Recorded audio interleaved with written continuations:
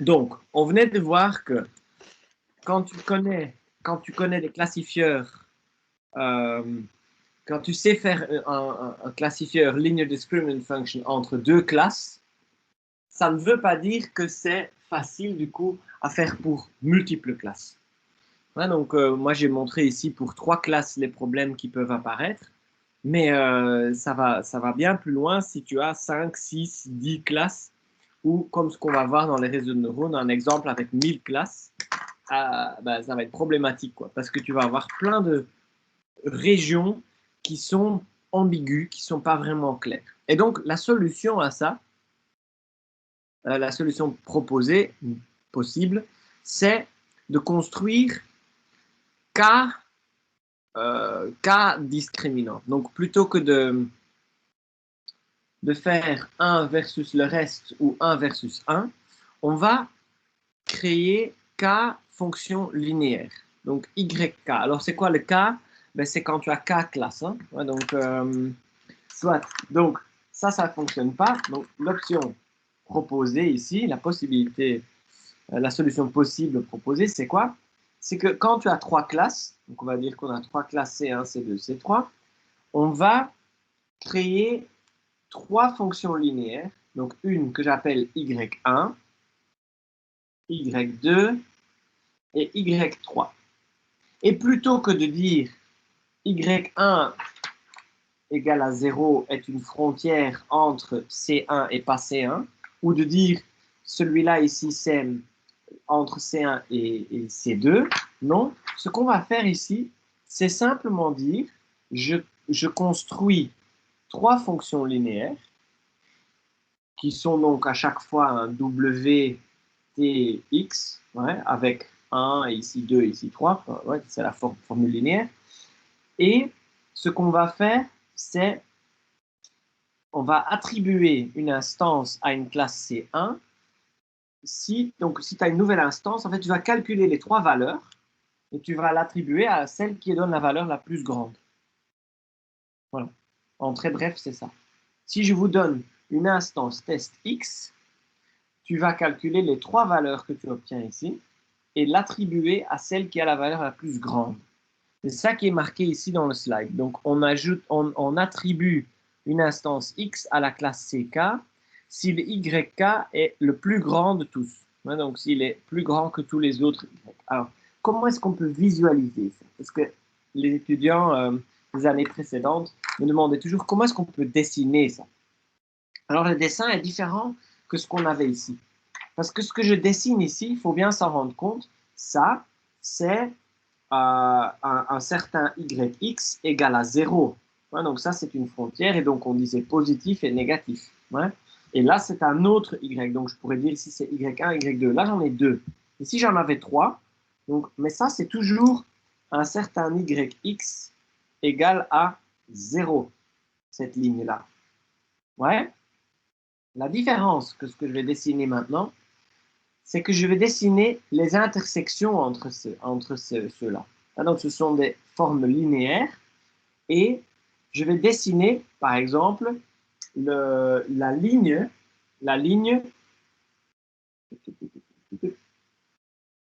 Y1 égale à Y2. Alors, pourquoi est-ce que je dis ligne? Parce que je pense en 2 dimensions. Donc, j'ai ici une forme linéaire, ici une forme linéaire. Donc, vous pouvez imaginer dans un truc très simple, 2x plus 3y plus 5. Et l'autre qui fait moins x plus 2y moins 1. OK? Donc, ça, ce sont ces formes linéaires. Ça, c'est y1, y2.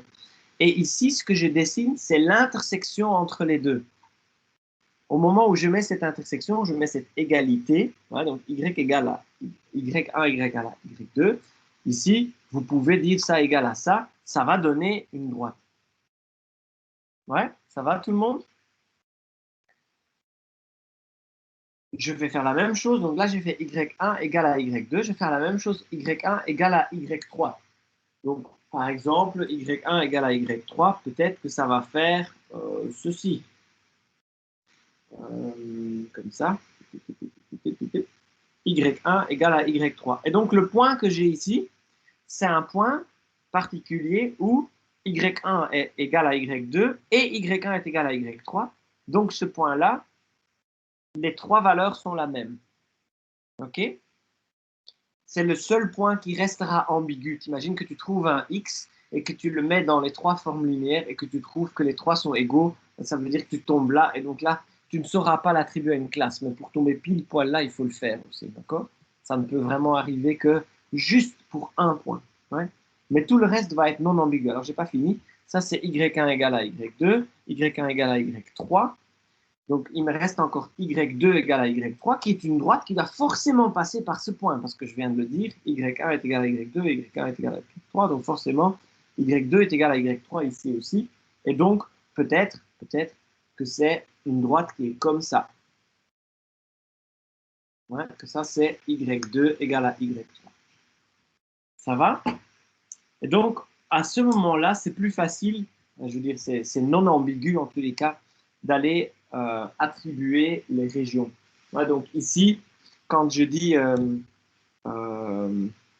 j'ai mis des égalités, il faudrait mettre les inégalités aussi, dire où est-ce que le y1 est plus grand, où est-ce que le y1 est plus petit. Donc par exemple, si y1 est plus grand ici que y2, et qu'ici y1 est plus grand que y3, ça veut dire que dans cette partie-ci, c'est la région 1. Parce que là, le y1 est plus grand que y2 et aussi plus grand que y3. Ça va? Donc ici, on va avoir y1 plus petit que y2. Et ici, y2 plus grand que y3. Et donc, du coup, ici, c'est y2 qui est le plus grand. Ouais? Et donc, ici, y2 est plus petit que y3. Ici, y1 est plus petit que y3. Donc, ici, c'est y3 qui est le plus grand. Et tu n'as plus de région ambiguë, comme je disais, mis à part ce point ou mis à part justement si tu tombes sur une frontière là aussi, tu ne sais pas très bien quoi choisir. Donc, c'est une représentation de ce qui se passe ici, mais il faut bien comprendre que cette représentation n'est pas à prendre exactement comme ici, parce que là, j'ai dessiné des discriminantes entre C1, pas C1, ici C1 versus C2, alors qu'ici, ce que tu fais, c'est juste, tu as trois fonctions linéaires et tu vas comparer, ici, ce que je dessine, désolé, ce sont les intersections. Ouais. Donc, les droites ici sont bien les intersections entre ceux-là. Voilà. Donc voilà, ça c'est l'idée pour pouvoir quand même travailler avec des classes multiples. Donc c'est pas anodin quand tu passes à un problème avec des classes multiples qu'il faut faire ça correctement. Alors normalement quand vous êtes en face d'un truc comme ça, parce que c'est vrai que j'ai pas encore beaucoup parlé de ça, vous allez utiliser une toolbox. Ouais, donc vous n'allez pas tout reprogrammer. Ouais, le jour où vous avez besoin de le faire, et vous connaissez ça beaucoup mieux que moi. À votre niveau d'informatique, vous allez vite trouver des toolbox qui font tout ça. Ouais. Moi, mon intérêt, c'est pas ça. Donc, vous le voyez bien, moi, je ne montre jamais des bouts de code, même ici, de tout ça. Je suis là simplement pour vous dire, voilà, au moment où vous avez un problème à multiples classes, il existe ce problème théorique, si vous voulez. Donc, vérifiez que la solution que vous prenez avec une toolbox, qu'elle soit adressée correctement. Ok? C'est surtout ça. Et qu'est-ce qui se passe dans la toolbox? Si tu devais le reprogrammer, finalement, qu'est-ce qu'il faut faire, quoi? Ouais. C'est plus là le but, l'objectif de mon cours. Donc, je sais que c'est plus théorique du coup, parce que pour vous, peut-être vous avez plus envie d'y aller, mais pour ça, il y a le labo. Ouais. Je vais vraiment savoir qu'est-ce qu'il est en train de faire et comment est-ce que je peux faire mieux. Comment est-ce que je peux comprendre un résultat. Comment je peux interpréter un résultat. C'est ça qui est intéressant. Alors, je reviens vers ici. Donc, j'avais dit overview. On va regarder pour deux classes. On a fait ça. On va regarder pour multiples classes. On vient de faire ça. Et maintenant, on va voir Fisher's Linear Discriminant, qui est juste un exemple pour vous montrer un peu comment ça fonctionne en pratique, ou un peu plus en pratique, parce que en pratique, pas sur l'ordinateur, mais comment on peut mettre en place un exemple de linear discriminant function et perceptron algorithm, une toute autre approche de linear discriminant. Parce que, en fait, quand je dessine deux nuages, il y a plein de manières pour les séparer. Ouais, donc, quand je fais ici 2 nuages comme tantôt, donc les rouges et les verts, donc si je fais 2 nuages comme ça, bien sympathique. Donc, un exemple idéal, c'est jamais comme ça dans la réalité. Hein. J'idéalise toujours ici les données pour pouvoir expliquer les méthodes, mais c'est jamais comme ça. Rien que dans cet exemple, il y a plein de fonctions linéaires possibles pour séparer les deux nuages. Ouais? Pour séparer les deux classes. Je pourrais prendre une droite comme ça. Voilà, ça sépare. Je pourrais prendre une droite comme ça sépare aussi. Je pourrais prendre une droite ici, ça sépare aussi. Tu vois, il y a plein d'options ici. Laquelle est-ce que je devrais choisir? Tu veux quelque chose qui passe au milieu, on va dire. Ça, voilà. Quelque chose comme ça. Ouais. Alors, ça, c'est quelque chose qu'un SVM va faire. Ça s'appelle un Maximal Margin Classifier. Okay? C'est un mot qu'on va utiliser quand on parle de SVM. Un Maximal Margin Classifier, c'est ce qu'on va voir en SVM. Mais attention, ça n'est pas si simple. Dans mon exemple, ici, peut-être tu te dis c'est facile parce que là, je sais dessiner une droite verte à travers ces deux-là. Et ici, une droite rouge à travers ces quatre-là. OK? Et les deux droites sont genre parallèles et je prends le milieu, quoi, tu vois? Donc ici, ça tombe super bien, quoi, tu vois? Parce que j'ai idéalisé la chose. Si je prends un nuage qui est un peu plus, on va dire comme ça, et un nuage vert qui est comme ça,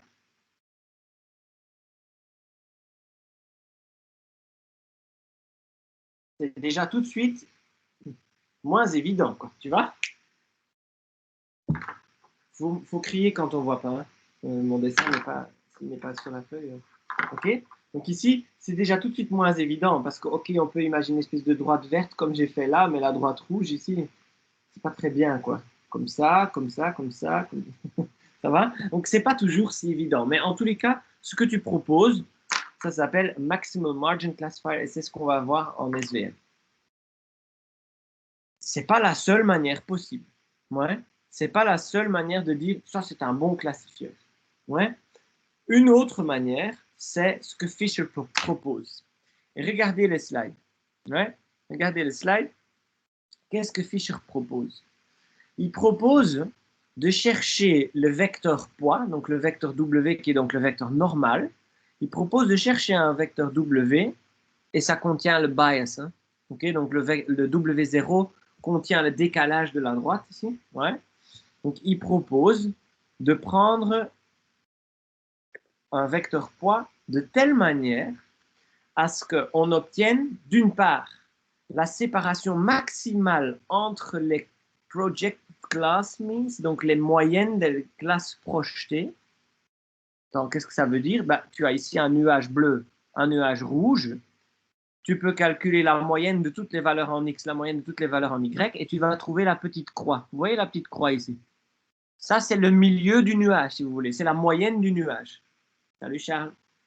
Donc, c'est la moyenne en X et en Y, ça. Et la petite croix rouge ici, ça, c'est la moyenne du nuage rouge. Si tu fais, toutes les coordonnées X, toutes les coordonnées Y, des points rouges, et tu divises, tu vas avoir ça. Donc, si tu calcules les moyennes, ça, c'est les moyennes. OK? Et donc, tu les relis, tu vois que ça, ici, tu as un petit segment qui les relie. Perpendiculaire dessus, ça n'a pas l'air super perpendiculaire, mais ça devrait l'être, désolé. Vous avez la projection de ces deux class means et on veut maximal separation. Donc, on veut en fait que ces deux moyennes soient le plus loin les uns des autres. Okay? Donc, quand on les projette, lui il est là, lui il est là, on va avoir les deux moyennes le plus loin possible les unes des autres. Alors, rien que quand je regarde ce dessin de gauche, je me dis, c'est quand même pas top dans ce sens, c'est pas top, dans ce sens que quand je projette l'ensemble des points bleus, ça fait une espèce d'histogramme comme ça, l'ensemble des points rouges, ça fait une espèce d'histogramme comme ça, ok? Donc mes moyennes sont plutôt là et là, d'accord, ça a l'air crédible, mais j'ai pas mal de overlap ici au milieu, ok? Vous voyez ça? Il y a quand même pas mal de confusion possible ici entre le rouge et le bleu en ce qui concerne le milieu. Et c'est pour ça que dans la méthode de Fisher, on va également essayer, donc on va faire une espèce de trade-off, on va également essayer d'avoir une variance minimale dans chaque classe. Une variance minimale, parce que si vous regardez ici, j'espère que vous vous souvenez encore en deuxième, la variance, c'est à quelle distance est-ce que les valeurs se trouvent de ma moyenne. Ben ici, ma moyenne, elle est quelque part là, mais j'ai une variance trop importante. Cet histogramme, il est trop large, l'histogramme bleu. L'histogramme rouge, il est très large. On voudrait bien réduire ça. Et c'est ce que le dessin de droite fait. Ok? Le dessin de droite, qu'est-ce que vous voyez? Vous voyez que la pente de la droite est donc différente. Ouais, le vecteur normal a tourné un peu, dans l'objectif d'avoir des histogrammes plus étroits, donc une variance plus petite. Ouais.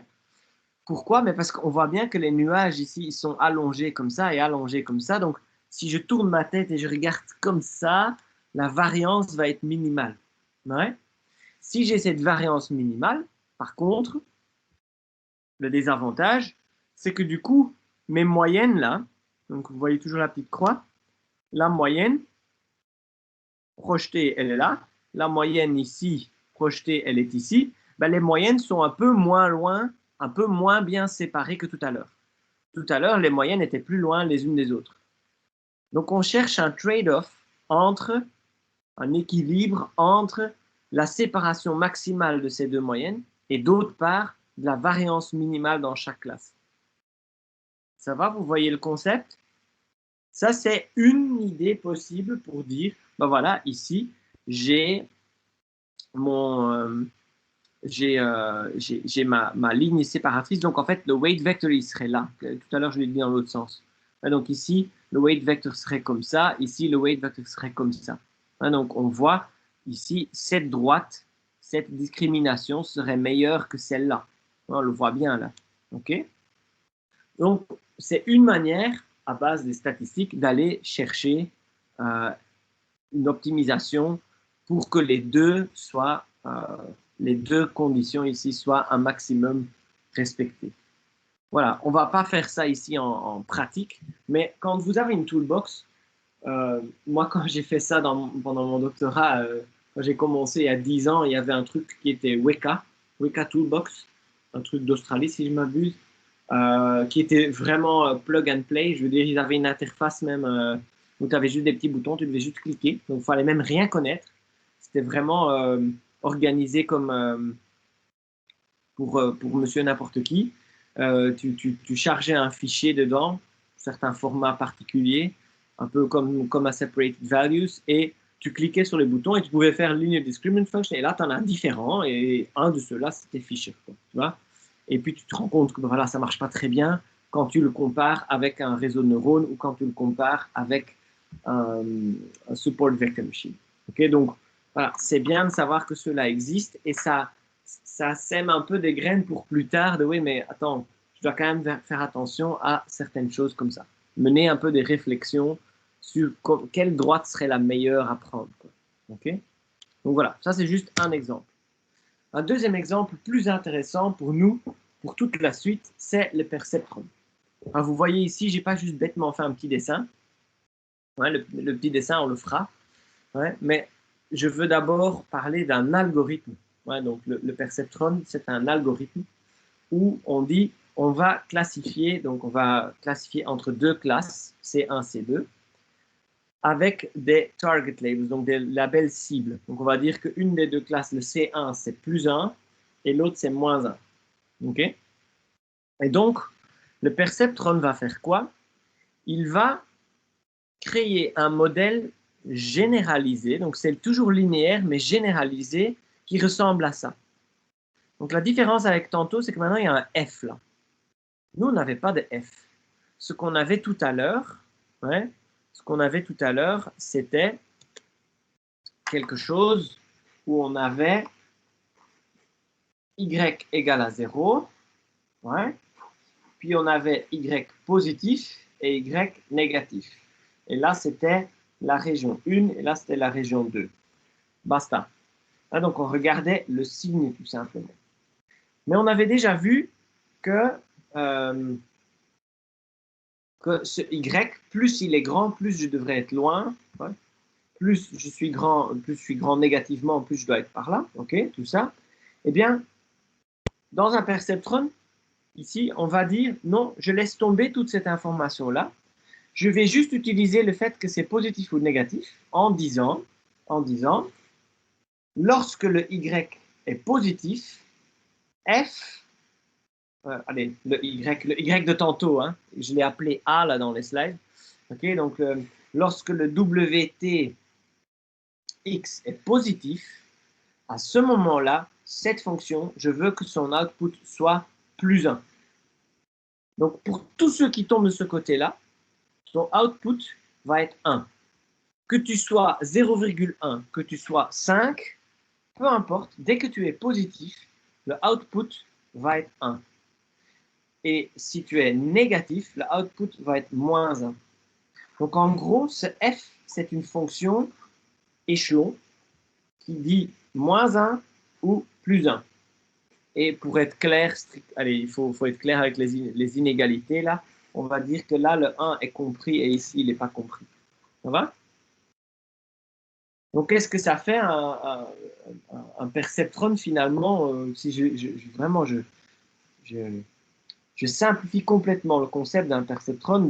L'idée de départ, c'est de dire, plutôt que d'avoir n'importe quelle valeur scalaire, parce que ça c'est un produit scalaire de vecteurs, donc c'est n'importe quelle valeur scalaire, non, moi je veux que cette valeur scalaire, ou n'importe où elle se trouve, soit toujours envoyée sur 1 ou sur moins 1. Comme si tu disais déjà, tu appartiens à la classe 1 ou tu appartiens à la classe 2. Mais cette fonction, moins 1, 1 ici, elle s'appelle une fonction d'activation. Et ça, c'est pour nous déjà, c'est déjà un mot qui indique qu'en fait, le perceptron, c'est pas juste bêtement, on va envoyer sur plus 1, moins 1. Il y a quelque chose qui est lié à la biologie là-dedans. Il y a un historique, un background biologique, en fait, que j'explique dans un instant. Ouais. L'idée, attends, je l'ai dessiné plus loin. Ouais, je l'ai dessiné là.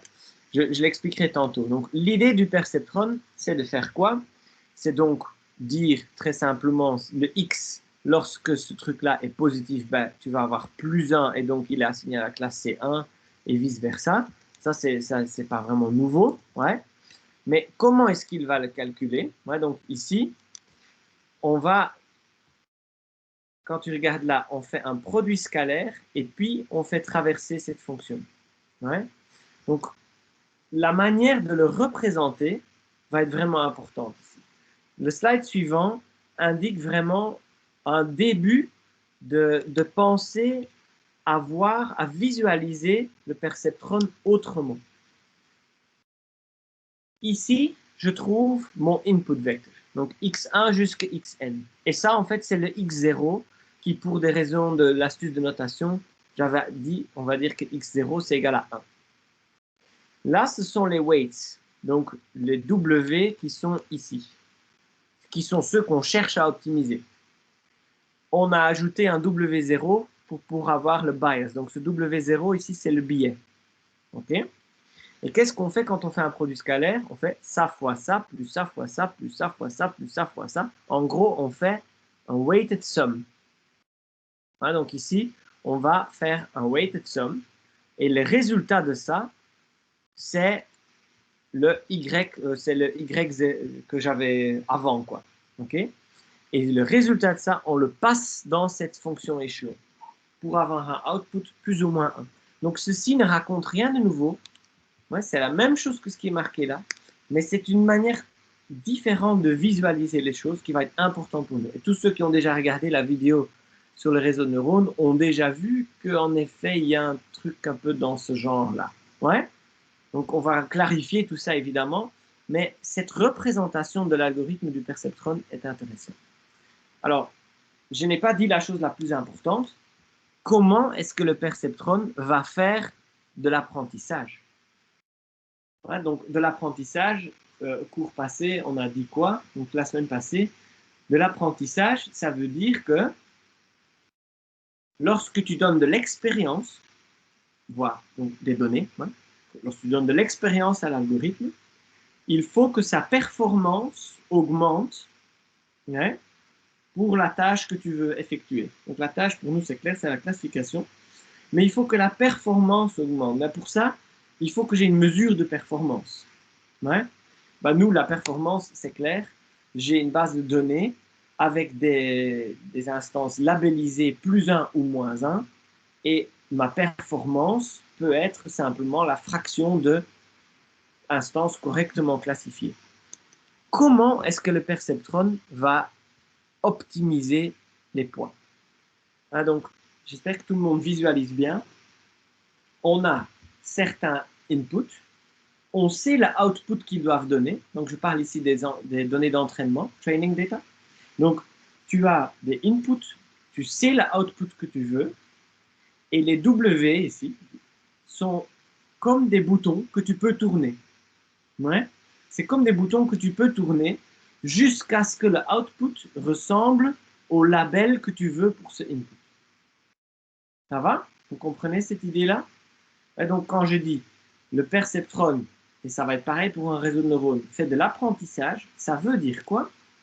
Ça veut dire que tu vas adapter tous les poids qui sont là.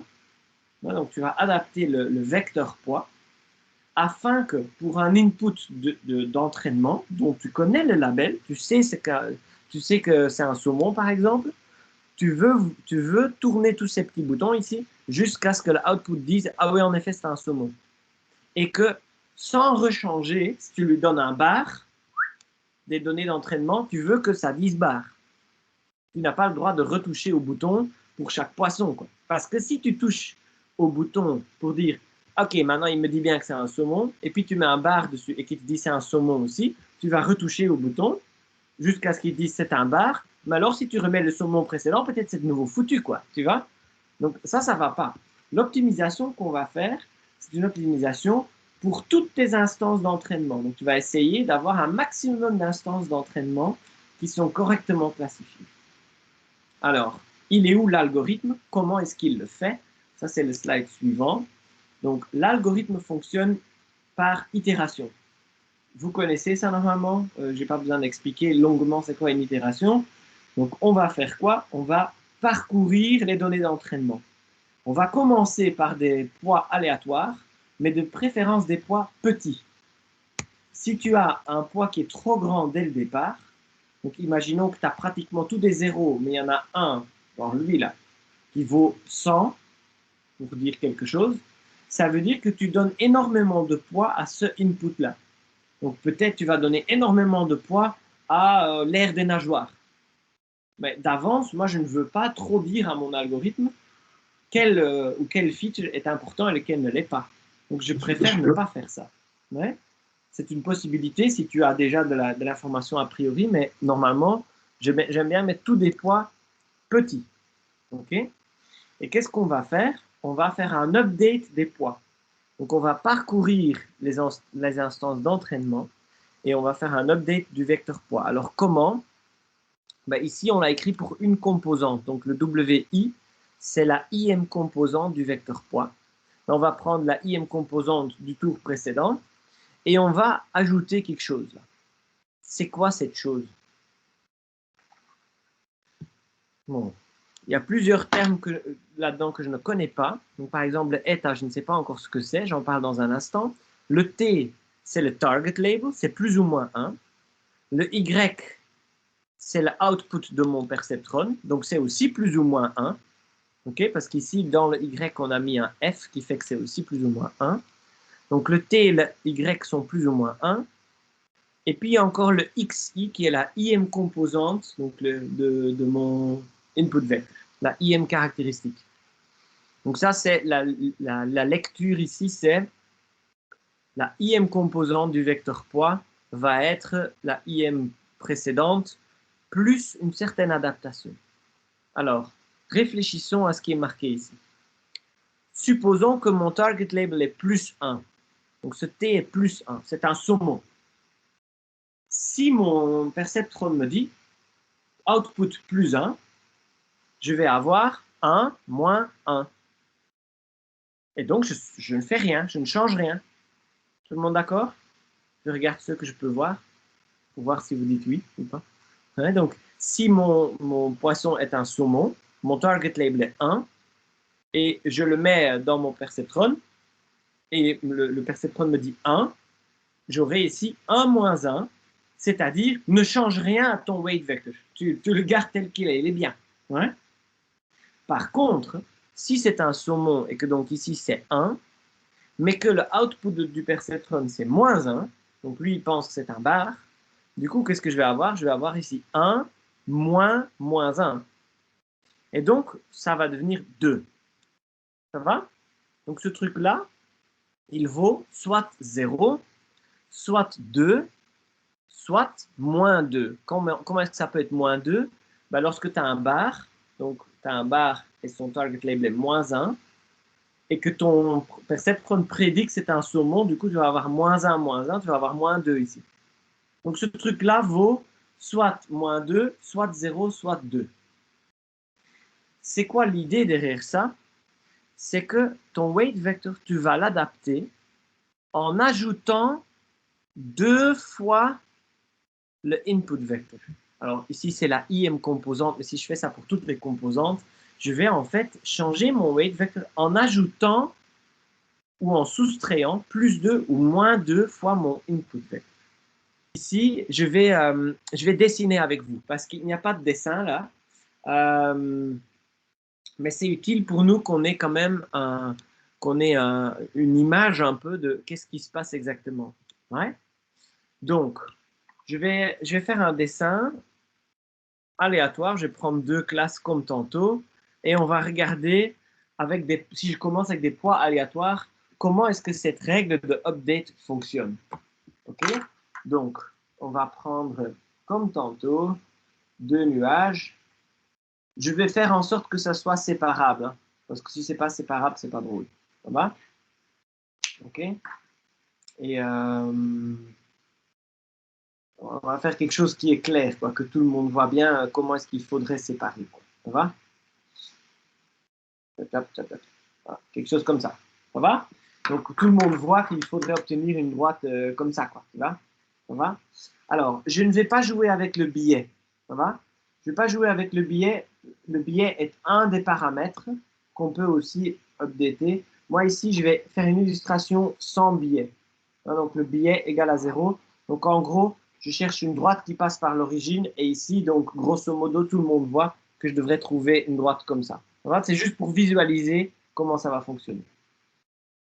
Donc, supposons, au départ, qu'on prenne, donc j'ai le slide sous les yeux, je commence par des poids aléatoires. Donc, disons que le vecteur poids au départ, il est peut-être là. Oh, mais monsieur, c'est tout petit, on voit rien. Ouais, je sais, je fais exprès, je dois avoir des random small weights. Donc ici, j'ai pris un weight vector tout petit, ouais, minuscule là. Et donc, ça veut dire quoi? Si mon weight vector est par là, ça veut dire que ma ligne discriminant function, elle est comme ça. Ça va? Perpendiculaire dessus, et comme je fais sans biais, ça veut dire que ici, je dois passer par l'origine. Ça, c'est mon vecteur, ça, c'est my linear discriminant function. Ben, elle est mauvaise, quoi. Tout le monde est du même côté. Ouais. Le weight vector montre par là. Donc, ça, c'est la classe plus 1. Donc, en gros, tous les verts ici, qui sont la classe plus 1, on va dire ça, les rouges sont la classe moins 1, tous les verts sont contents, mais tous les rouges sont mécontents. OK? Qu'est-ce que ça veut dire? Ça veut dire que si je choisis, donc ça c'est mes données d'entraînement ici, hein, si je prends n'importe quelle instance verte, la update rule, elle ne fera rien parce que le label cible est 1 et le label obtenu est 1 aussi. Plus 1, plus 1, et donc du coup ici j'ai 0, je ne change rien. Donc tant que tu parcours ces instances-là, si tu itères sur ceux-là, ça ne changera rien. Mais les choses vont se mettre en place, vont se mettre en route lorsque tu rencontres une instance mal classifiée. Par exemple, ce premier rouge ici. Si je vois ce premier rouge, bah donc, qu'est-ce qui va se passer? Ça ici, ce vecteur rouge, cette instance rouge, ça c'est le vecteur x ici pour lui. OK? Et donc là, qu'est-ce qui va se passer?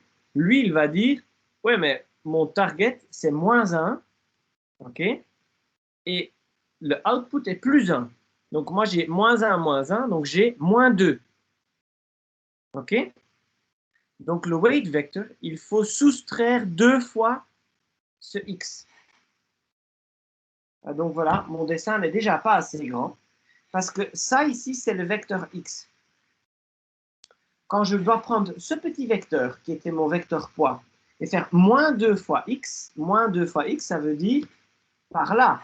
On est d'accord? Ouais. Avec comme résultat, si je fais ce petit vecteur -2 fois celui-là, que ce vecteur va devenir grand tout à coup. Mon vecteur poids va directement devenir grand. Vous voyez ça ou pas? Est-ce que c'est un problème qu'il est grand tout de suite? Peut-être pas. Ouais, peut-être pas. Je vais avoir du mal à l'illustrer ici parce que du coup, mon weight vector, il va être. Si je fais ça réellement ici, j'ai déjà quoi? J'ai 4,6 cm, donc je dois aller jusque loin en dehors de ma feuille. OK? Et donc, je vais avoir un weight vector qui va être directement très grand. Comme ça. Ouais, mon weight vector va être comme ça. Et donc, ça veut dire que ma frontière va être comme ça. OK? Vous me suivez ou pas? Ouais, c'est clair ou pas? Ouais. Je ne le dessine pas parce que c'est en dehors de la page et c'est casse-pied, quoi. Mais donc, si je le faisais sans tenir compte de cette lettre dont je veux parler maintenant, j'aurais le petit vecteur que j'ai, -2 fois x, donc on serait avec un vecteur poids qui est loin là-bas, et perpendiculaire dessus, je serais comme ça. Ouais, j'aurais ça. Avec donc dire, en disant, donc le vecteur poids est par là, donc tous les verts sont ici, tous les rouges sont là. Ah bah non, tous les rouges vont être contents si tu fais ça, mais tous les verts qui étaient contents tout à l'heure sont maintenant mécontents. Vous me suivez? Le vecteur poids est par là, donc ça c'est le +1, ça c'est le -1. Tous les rouges sont, à cause d'une instance, à cause d'un update, tous les rouges seraient contents, mais tous les verts seraient mécontents. Donc, il y a un souci là-dedans, c'est que notre vecteur poids, il était comme ça, tout petit, par là, et un tour après, une itération, il a fait ouf, par là. Il a presque tourné de 180 degrés, quoi. Ouais. Ça fait des changements beaucoup trop abrupts. Et tu vas avoir ta droite de décision qui fait des trucs qui sautent, quoi, qui sautent très fort. Et c'est pas ce qu'on veut. Ce que nous, on veut, c'est que ça y va doucement, progressivement, et peut-être une fois trop loin, et puis il revient jusqu'à trouver la bonne chose, quoi, tu vois. Donc, c'est pour ça que on a ici ce petit état, lettre grecque état, positif, typiquement petit, qui est ce qu'on appelle de learning rate, pour un peu tempérer la bête, quoi, pour dire, plutôt que de prendre ici mon vecteur poids -2 fois x, peut-être que ça va être un dixième, je sais pas, et donc du coup je vais faire ça moins 0,2 x.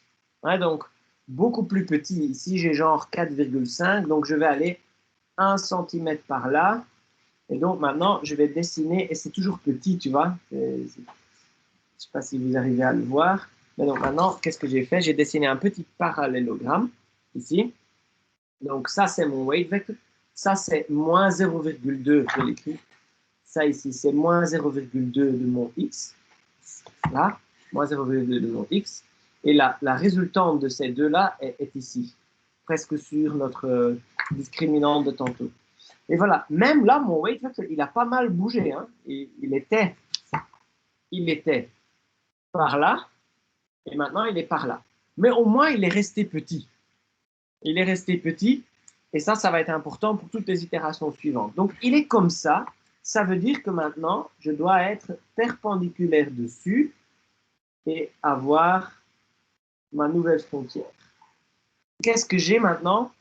Mon weight vector est par là, donc tous les rouges sont contents, mais les verts sont mécontents.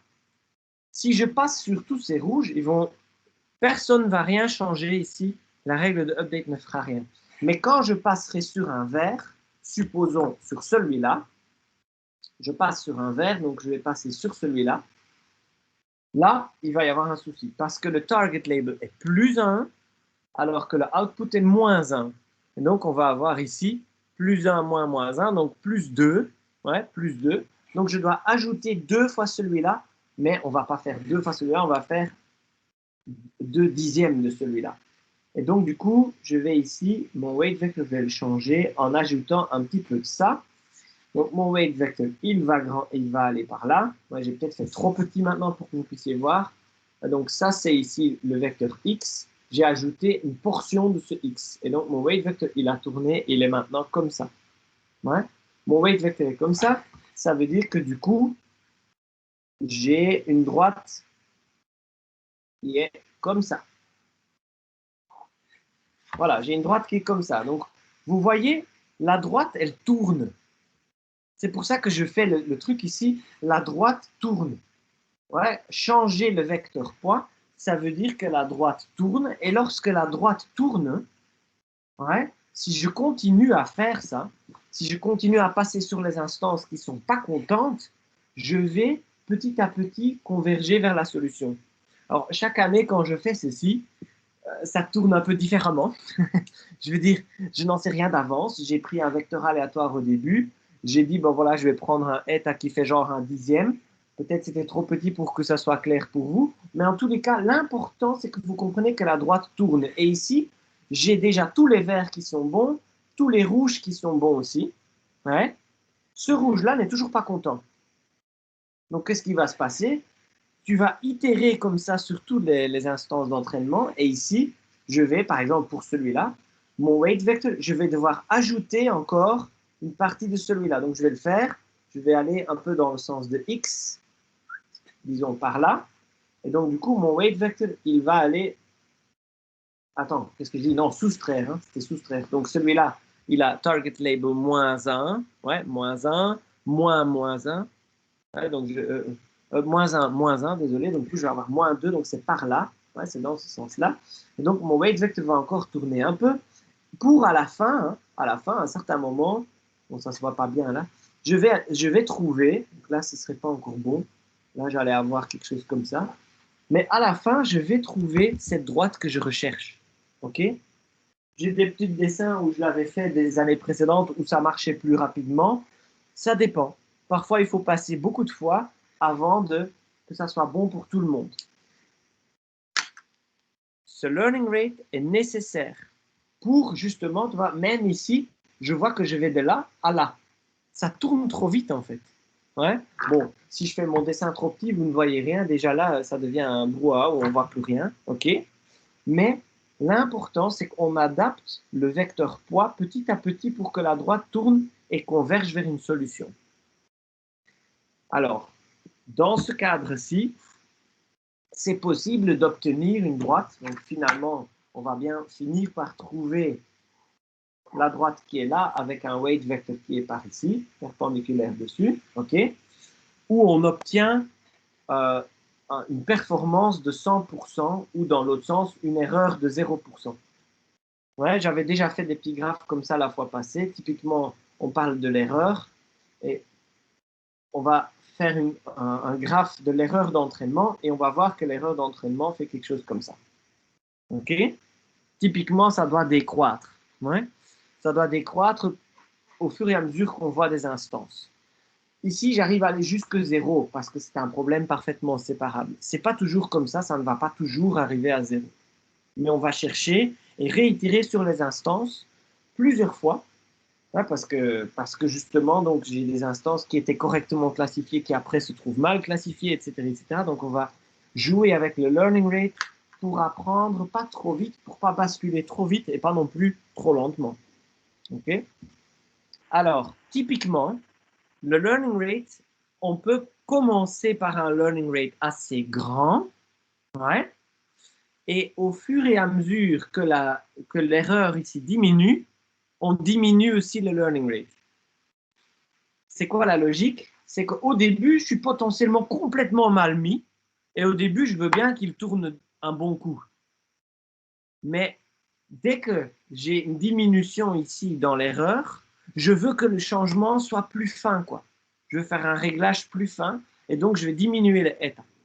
Donc, dans un simple perceptron, tu peux dire, bah voilà, je vais mettre une valeur fixe, genre 0,1. Un perceptron, ça ça ne coûte pas cher, je veux dire, d'une manière computationnelle, ça ne prend pas beaucoup de ressources.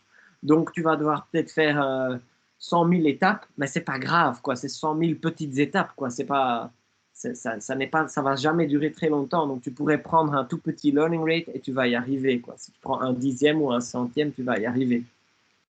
Mais si tu veux le faire en moins d'étapes, et donc ça aille finalement plus vite, tu pourrais dire, ben voilà, je vais commencer par un learning rate de 1, et puis dès que ici, allez, le faire diminuer proportionnel à l'erreur qui diminue ici.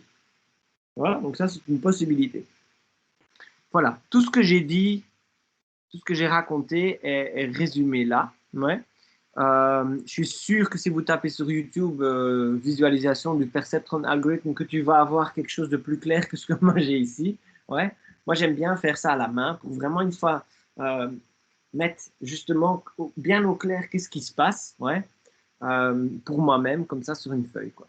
Mais je suis sûr qu'il y a des illustrations de ça bien mieux. Voilà, finalement, on peut parler de réseau de neurones. On peut parler de réseau de neurones parce que maintenant, on a assez de background pour pouvoir commencer à visualiser ce que c'est un réseau de neurones. Donc, réseau de neurones, c'est une vieille idée. Ça existe depuis bien longtemps. Je ne sais pas l'année exacte, mais je pense que c'est dans les années 60 déjà qu'on pensait à ça. Peut-être même avant, je ne sais pas exactement. Parce que c'est une des idées anciennes, en fait, de l'intelligence artificielle. En intelligence artificielle, on voulait modéliser l'intelligence de la nature. Et donc, une idée, évidemment, quand on disait, ben voilà, on va essayer de voir est-ce qu'on arrive à, par exemple, résoudre le problème de l'apprentissage d'une langue, Natural Language Processing, eh bien, on se dit, on va essayer de faire comme le cerveau, quoi. Ouais, on va voir comment est-ce que le cerveau fonctionne. Et donc, au départ, on s'est beaucoup inspiré de la biologie, quoi. De dire, on va développer des méthodes, des techniques qui imitent les cerveaux. Donc, le réseau de neurones vient vraiment de cette idée-là. Ouais. Mais ça n'a pas fonctionné pendant très longtemps. Ouais. Franchement, quand moi j'étais dans mon doctorat, donc je l'avais dit, j'ai terminé il y a 7-8 ans, un truc comme ça. Donc la majorité de ma recherche du doctorat, je l'ai fait il y a 10 ans. Le réseau de neurones, il était nulle part, quoi. Franchement, on n'en parlait pas trop, quoi. Je veux dire, il existait, on le savait tous. Et donc, dans les toolbox, tu avais toujours bien le réseau de neurones qui était là. Mais dans les articles publiés, on n'avait jamais le réseau de neurones. Ou alors, il était mis dedans, mais il était toujours moins bien qu'un SVM.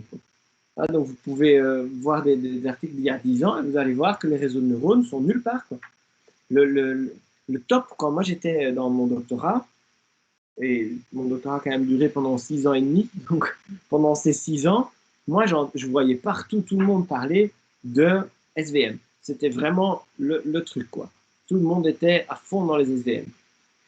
Et ça a changé grâce à un article sur la classification d'images. Donc là, j'ai mis la référence. Quand vous cliquez sur la référence, vous allez dans la bibliographie qui n'est pas très longue, parce que je me suis dit, bon, je ne vais pas vous mettre une longue bibliographie que vous n'allez quand même jamais lire. Le Bishop, c'est le bouquin que j'utilise pour ce cours. Ouais.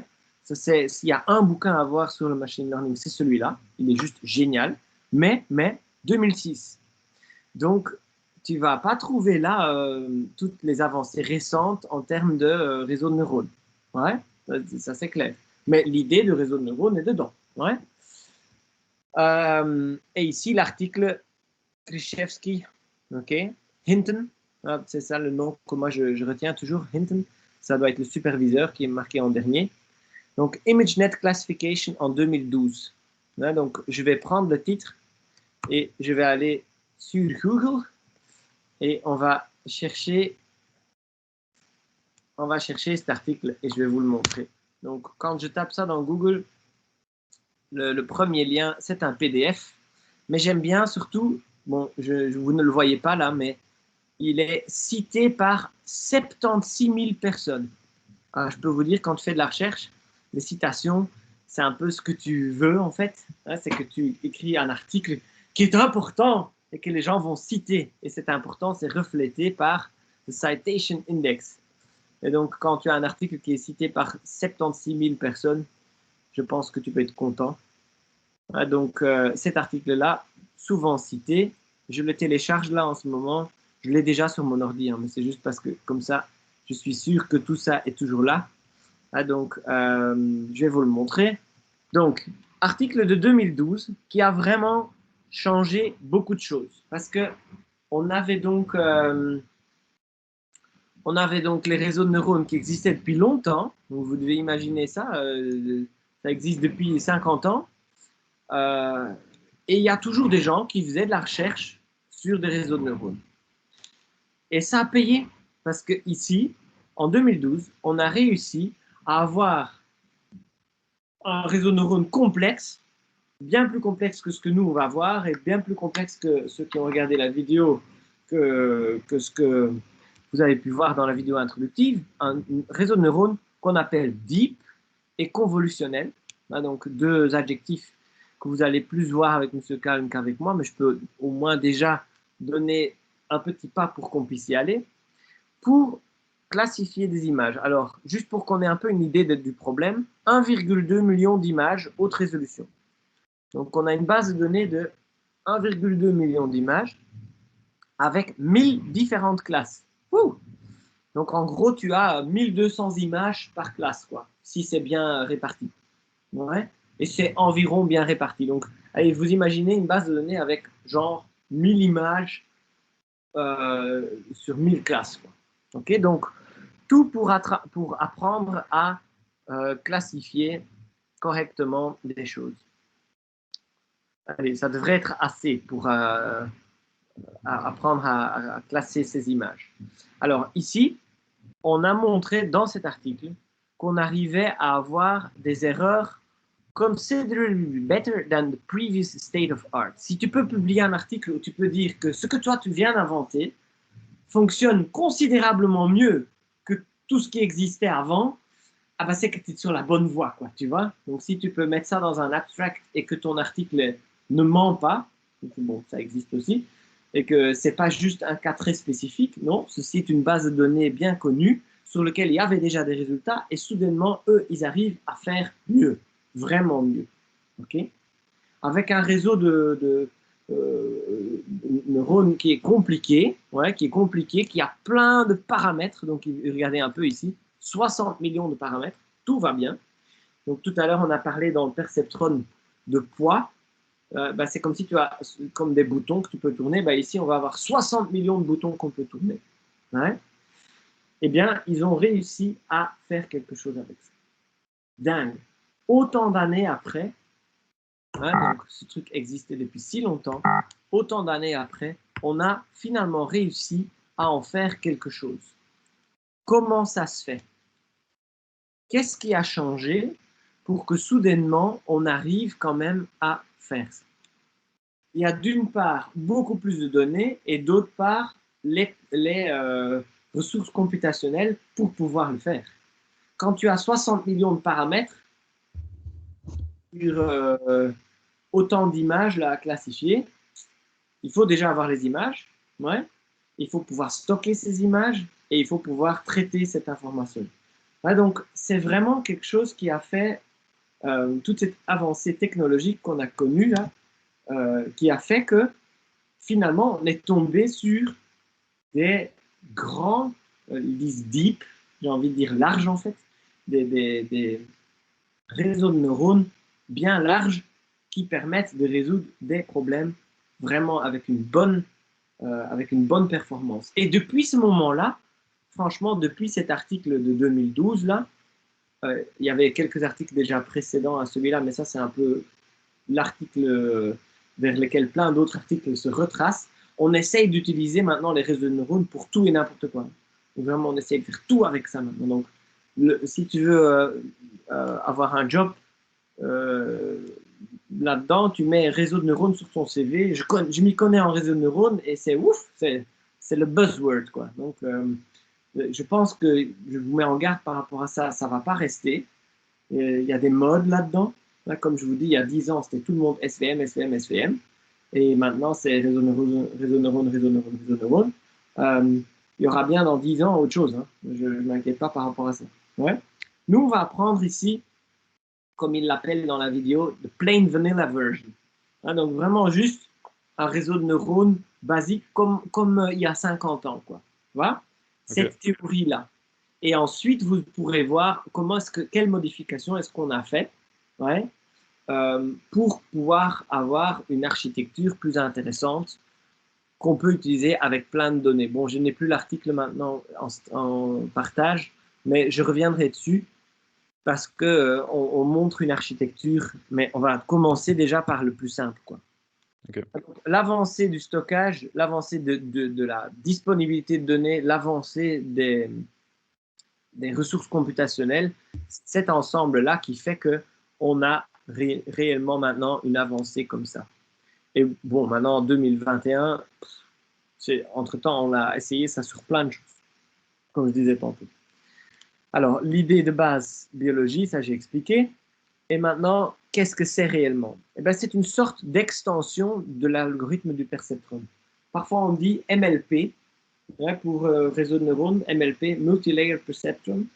Donc, on va faire plusieurs couches de perceptron, multi-layer, plusieurs couches. Et le point de départ de dire je vais améliorer le perceptron doit te faire demander quoi, le perceptron il n'est pas assez bien? Non, il n'est pas assez bien. Il y a quelque chose dans le perceptron qui n'est pas bien et qui est d'ailleurs pas bien dans tout ce que je viens de montrer sur les lignes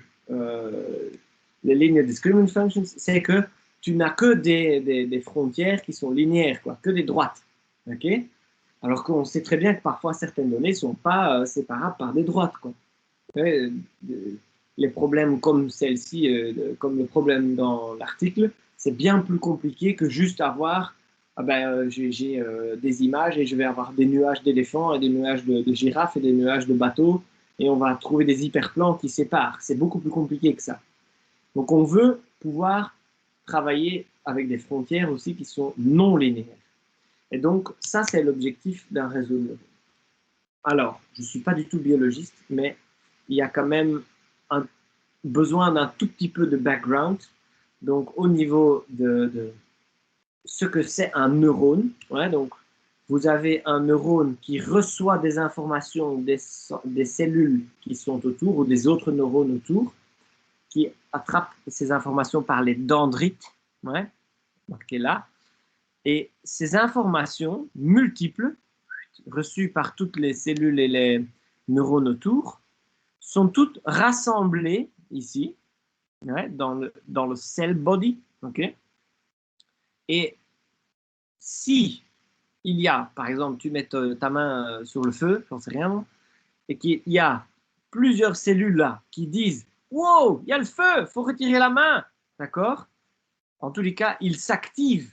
Ouais? Les cellules autour s'activent, ils disent qu'il faut faire quelque chose. Cette information est transmise, ouais, par l'axone. Donc ici, on va avoir de l'information qu'on reçoit des cellules autour et lorsqu'il y a besoin, cette information, elle est transmise par l'axone. Donc on voit la flèche ici, l'axone qui passes messages away from the cell body. Donc tu vas avoir l'information qui est rassemblée là et qui est envoyée, qui est transmise vers les branches terminales de l'axone. Et ça ici, c'est comme des petites mains qui vont donner ça aux dendrites des neurones suivants, quoi. OK? Donc, qui forment junctions with other cells. Donc ça ici, ça touche les autres cellules. OK? Donc un neurone, en gros, ça reçoit de l'information et si nécessaire, il va transmettre cette information. Alors je dis si nécessaire, bah oui, si toi tu mets ta main sur une plaque chauffante mais qu'elle est à 35 degrés, bah peut-être tu dois pas retirer ta main tout de suite et donc du coup les neurones ne se mettent pas en alerte quoi et donc du coup elles ne vont pas forcément s'activer. Tu vas sentir la chaleur mais elles vont pas nécessairement s'activer jusqu'à dire retire ta main, ok? Et donc du coup un neurone a pour fonction de soit s'activer, soit pas s'activer. OK? Donc, il envoie un petit courant, en fait. Ouais, donc, c'est un neural impulse, c'est un signal électrique ici, qui est transmis ou pas transmis. Donc, c'est du 0 ou du 1. Il ne peut pas transmettre un peu. Ça n'existe pas. Ouais, donc, en biologie, on a une fonction d'activation, et c'est le mot que je disais déjà tantôt, une fonction d'activation qui est un échelon 0 ou 1. Soit je transmets, soit je ne transmets pas. Soit je ne m'active pas, soit je m'active. Ici, toutes ces informations qui sont reçues sont comme des inputs. Et tous ces inputs sont rassemblés dans le cell body, là, donc dans le cœur ici. Donc, c'est comme un perceptron. J'ai des inputs qui sont rassemblés par une somme pondérée, et puis on prend une fonction échelon pour dire 0 ou 1. Voilà, nous, tout à l'heure, on avait dit moins 1 ou 1, parce que ça nous arrangeait au niveau du calcul, mais dans l'idée, un neurone peut être modélisé par un perceptron. Donc, un neurone reçoit plein d'informations, rassemble ces informations, décide si c'est grave ou pas grave, c'est-à-dire 0 ou 1. Est-ce que je dois m'activer ou pas? Est-ce que je dois transmettre un 0, c'est-à-dire je ne transmets rien, ou est-ce que je m'active et je dis oh, il se passe quelque chose et je transmets ça aux cellules suivantes? Voilà, j'ai trouvé aussi ces images assez rigolotes. Donc, du coup, voilà, un peu d'autres formes de neurones, mais en gros, c'est ça l'idée. Ouais, c'est ça l'idée. Quand on est parti de la biologie, on s'est dit, on veut pouvoir modéliser le cerveau. Le cerveau est en fait un réseau de ce genre de neurones. Et donc, on a commencé par modéliser un neurone par un perceptron, et ensuite, on s'est dit, le cerveau est donc un réseau de neurones. Alors donc, qu'est-ce qu'il faut voir ici? Une couche de input, et cette boule-là, c'est un perceptron. Donc vous avez ici tous les inputs qui sont liés par les petites lignes. J'espère que vous les voyez. Je ne sais pas à quelle résolution vous voyez les choses, mais donc ici, toutes les lignes sont liées avec celui-là.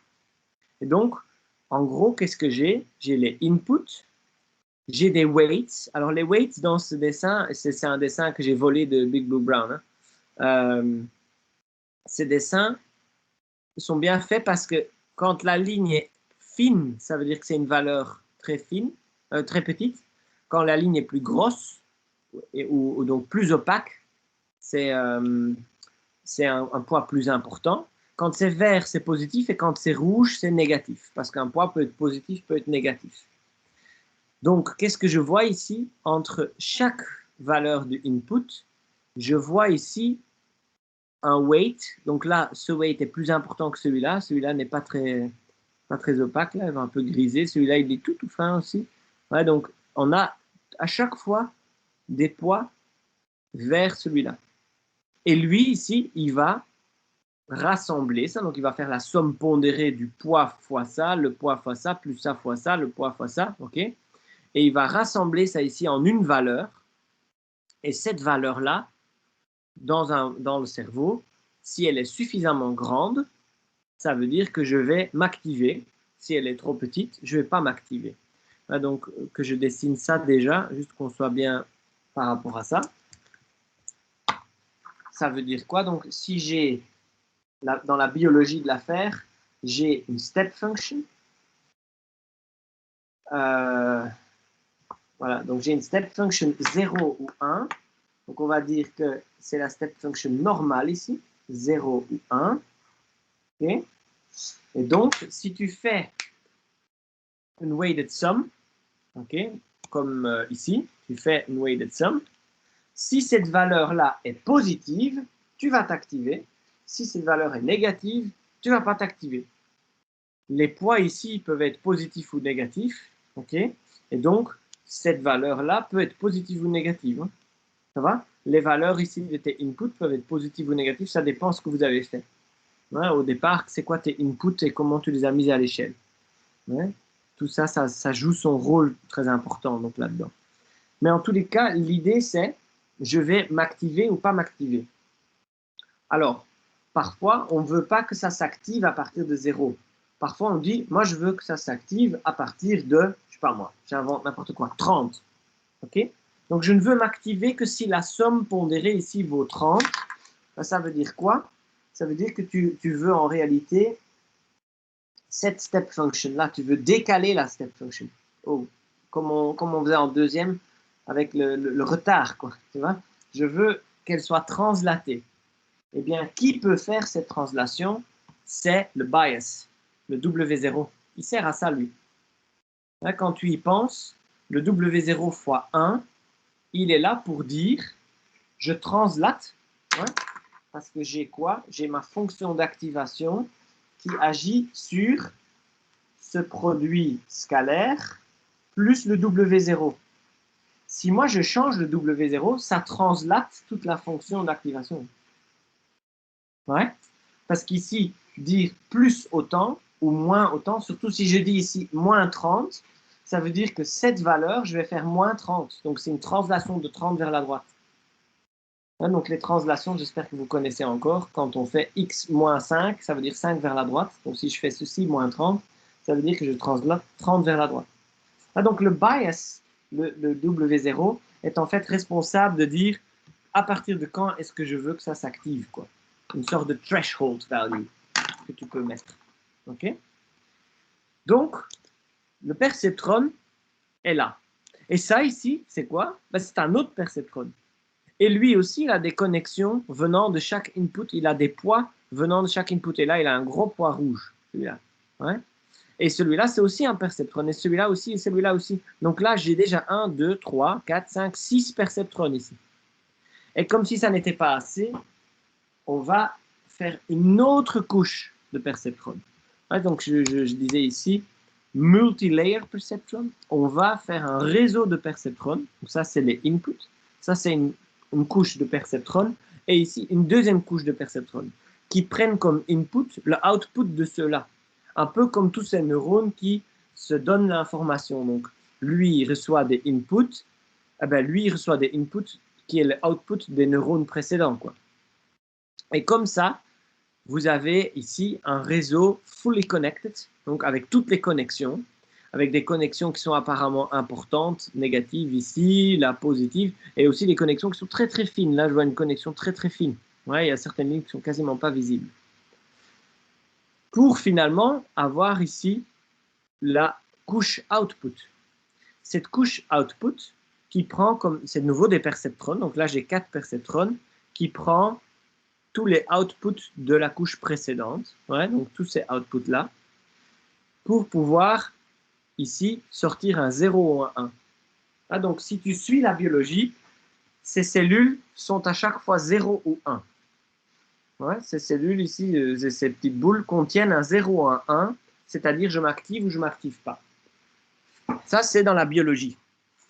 Et à la fin, tu as un output ici avec des 0 ou des 1. J'aime bien m'arrêter là-dessus un instant. Ce que je vois ici, c'est comme si j'avais 4 classes. J'espère que vous voyez ça. La couche output ici contient 4 perceptrons, donc ça veut dire j'ai 4 classes. Disons, par exemple, que ce sont des images de éléphant, girafe, bateau, voiture. J'en sais rien, moi. Et l'idée d'un réseau de neurones, c'est que si je mets ici une voiture, une photo d'une voiture à la base, et que j'arrive à résumer cette photo de voiture en 8 valeurs, oups, ça va être difficile. Si j'arrive à résumer la photo de la voiture en 8 valeurs, ou 8 caractéristiques de cette photo, je voudrais quoi comme output?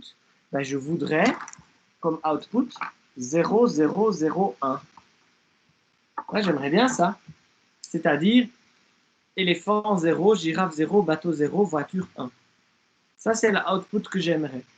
Et que sans rien changer, avec les mêmes poids W, si je lui mets une image d'une girafe, je devrais avoir 0, 1, 0, 0 comme output. Capiche tout le monde? Donc mon output ici est maintenant un vecteur Y. Tu vois, c'est un vecteur, c'est le vecteur 0, 0, 0, 1. OK? On a un input vector ici, mais maintenant aussi un output vector. Jusqu'ici, on a évité d'avoir des output vectors. On avait juste 2 classes et on disait -1 plus 1. dans les réseaux de neurones, et en particulier si tu dis, comme dans la vidéo que je vous ai demandé de regarder, je vais travailler avec des digits, bah, tu vas de 0 jusqu'à 9, tu as 10 classes ici à la fin.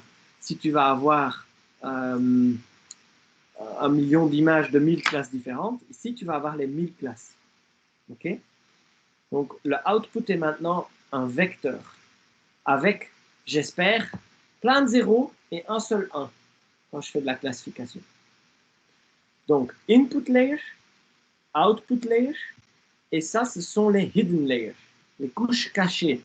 Ouais, les couches qui sont là, intermédiaires, plein de perceptrons, qui permettent justement la flexibilité de ce réseau. Parce que même un petit réseau comme celui-ci, vous voyez bien qu'il y a déjà un tas de connexions là. Hein. Ouais, il y a déjà beaucoup.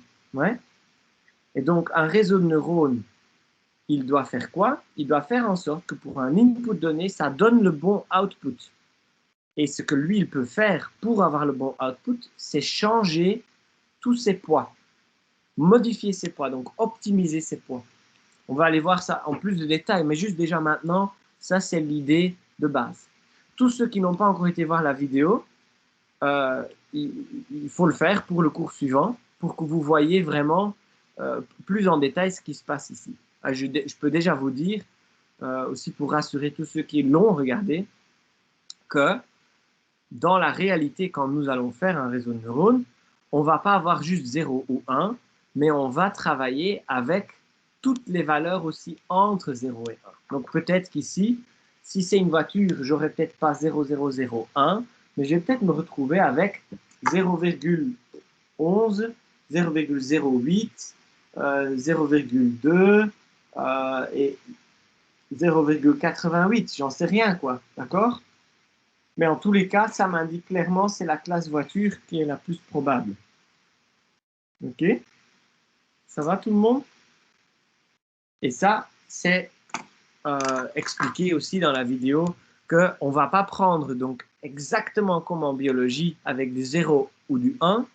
Nous, on va permettre aussi des valeurs intermédiaires entre ce 0 et 1. Ce qui, lui, il montre bien avec des grayscale. C'est très bien fait pour qu'on voit noir, blanc et tout ce qui est entre.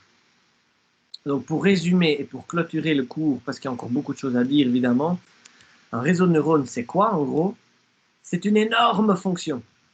Une énorme fonction qui a comme input, comme variable, désolé, il a les inputs x et tous ses poids. Ouais? Donc, c'est une fonction qui prend le input vector et qui prend le weight vector.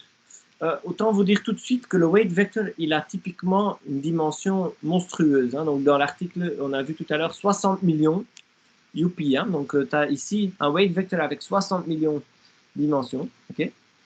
Et le input, ça va dépendre de ce que tu as. Si tu as des images, peut-être que tu vas prendre, en termes d'image, tu vas peut-être prendre chaque pixel, quoi.